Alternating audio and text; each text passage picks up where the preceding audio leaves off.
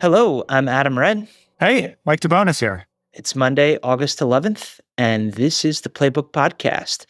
This morning, I have the pleasure of welcoming our senior Congress editor, Mike DeBonis, to the show. Adam, glad to be here. Let's get right into what's driving the day. Today's biggest story comes from Washington, D.C., where at 10 a.m., President Donald Trump is headed to the James S. Brady briefing room, where he's expected to make an announcement about exerting further control over the nation's capital by deploying federal forces to police the streets of the city and to, quote, immediately clear out the city's homeless population. This comes as Trump has reportedly eyed a federal takeover of Washington in response to what he characterizes as a, quote, out-of-control crime problem. Even though statistics from law enforcement show that violent crime in the district has dropped substantially over the past 2 years, in that the apparent assault of a Trump administration staffer last weekend has been something of a catalyst. In the days since, Trump has taken to social media to criticize the city, floating federalizing it, and just this past weekend deployed hundreds of federal law enforcement officials, including from the FBI and ICE, to patrol the city. I've reached out to the White House to see if they can clarify what they expect to announce at 10 a.m., and they said they do not want to get ahead of the president. But this comes as people like the MAGA legal firebrand Mike Davis is talking about repealing the Home Rule Act of 1973. There's a small movement in Congress led by Senator Mike Lee of Utah to repeal this as well. And I want to bring in your expertise, Mike. You cover DC city government for a significant amount of time. What are the options here that Trump has, short of taking over the city, to remedy what he says is a crime and homelessness problem? Yeah, so he's got a lot of options short of abrogating home rule, which under the Constitution, Congress has basically plenary control of the District of Columbia. It's literally in the Constitution. They've devolved that power to the city government. They did that in the early 70s, and they've had a locally elected government ever since then. But even under that arrangement, the president has some significant powers. Number one, he retains control of federal law enforcement, FBI, park police, Secret Service, any federal law enforcement agency. Basically, he can order in and have them do whatever he wants. So already there's signs that he's ordered the FBI and other agencies to basically go into Washington and do local law enforcement tasks.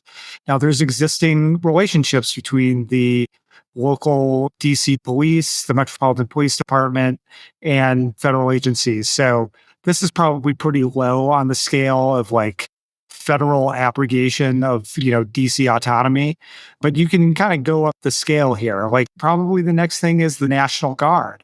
The DC National Guard is under the president's control. Unlike state National Guards, the governor, in this case, the mayor, doesn't need to get involved. The president can basically order the DC National Guard to deploy at will. There's some reporting out Sunday night that indicates that that's something he's looking at. You go up the scale in the Home Rule Act, there's an option for the president to federalize the DC Police Department, the Metropolitan Police Department, which is typically under the control of the mayor. He can do that for 48-hour increments. It's never happened before. Basically, when the Home Rule Act was written, the scenario they had in mind was basically a riot type situation a la the late 60s, 67, 68.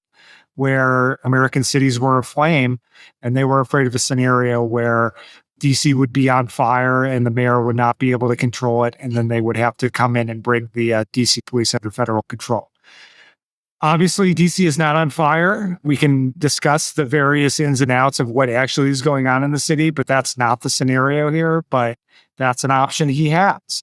And it would probably be one of the more serious things. It would be the first time that this particular provision of the Home Rule Act has been invoked. Beyond that, you're talking about congressional action, asking Congress to modify or overrule the Home Rule Act. I just don't see that being a viable option, especially where the filibuster is still a factor. You need 60 votes to reverse Home Rule, but maybe Trump decides to make this a centerpiece of his political agenda and try to get 7, 8 Democrats to come along. I find that highly unlikely, but Again, my sort of assumption here is that Trump is going to make an announcement on Monday. He's going to make a big splash and it's going to kind of fade from his attention span and his radar over a period of time. But maybe I'll be surprised. Maybe that's not the case at all. There are two sort of broader political implications that I want to touch on. The first is this is coming right on the heels of the jobs announcement, the sort of weaker than expected job growth that we've seen. And of course, the Epstein files fallout is still raging.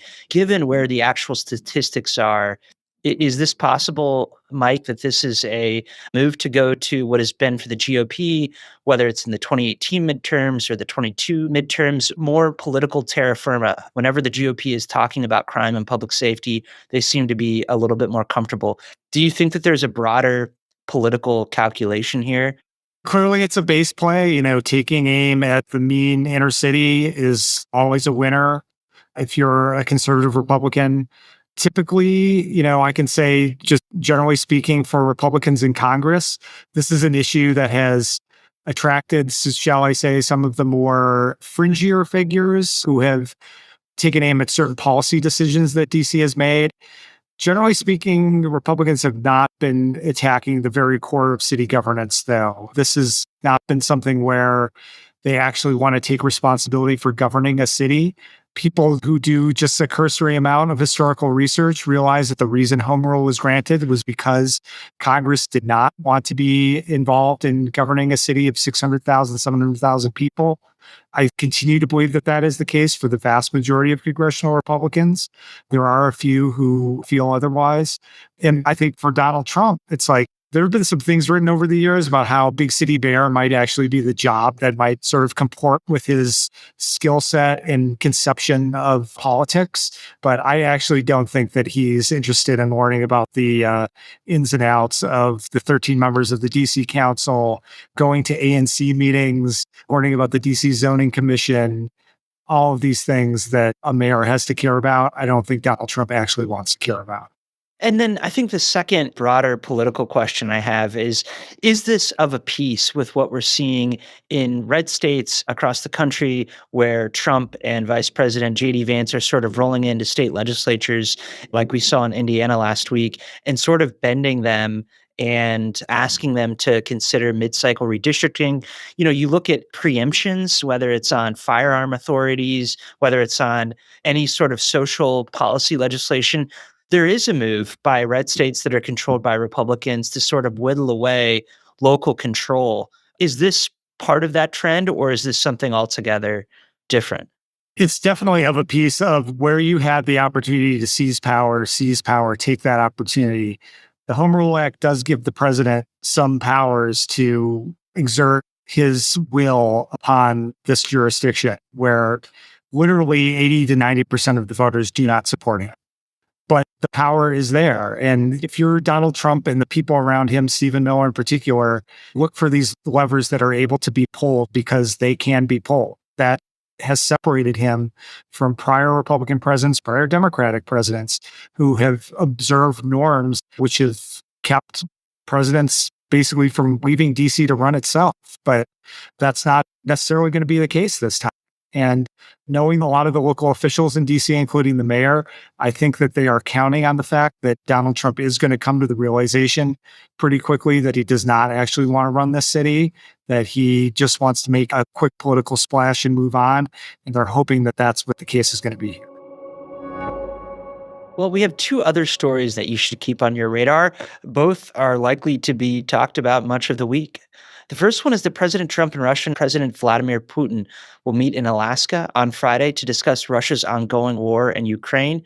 We don't know yet whether Ukrainian President Zelensky will take part, but Vice President J.D. Vance said over the weekend that his administration was taking steps and working toward including him. And meanwhile, in the Middle East, Israeli Prime Minister Benjamin Netanyahu said over the weekend that Israel would proceed to seize Gaza City and the remainder of the Gaza Strip that Israel doesn't already control. The timing for this is unconfirmed, but Netanyahu said yesterday that he expects to complete the offensive fairly quickly. As always, we try to end the show with something from the Playbook newsletter.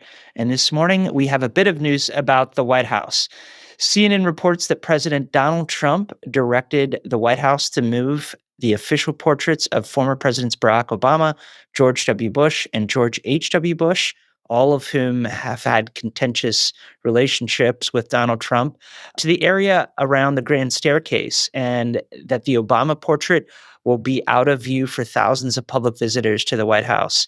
Mike, where do you think President Trump will put Joe Biden's portrait? Is there any guarantee that it's actually going to be unveiled during the Trump presidency? I mean, I think that's the real question. Here's an interesting Hill anecdote. Like, we just learned the past couple of weeks that the Senate has commissioned Joe Biden's bust as a former vice president for the Capitol. And so we want to know where that's actually going to be placed. That could be an interesting decision to have to make. And as always, send us your tips, birthdays, and spotted moments to Playbook at Politico.com. Mike, thanks so much for joining us. Your expertise truly is shining now. Thanks, Adam. Take care. And that's all for today's show, but we have much more news and analysis in today's Playbook newsletter, which you can find at Politico.com/Playbook. We'll be back tomorrow. Have a great Monday.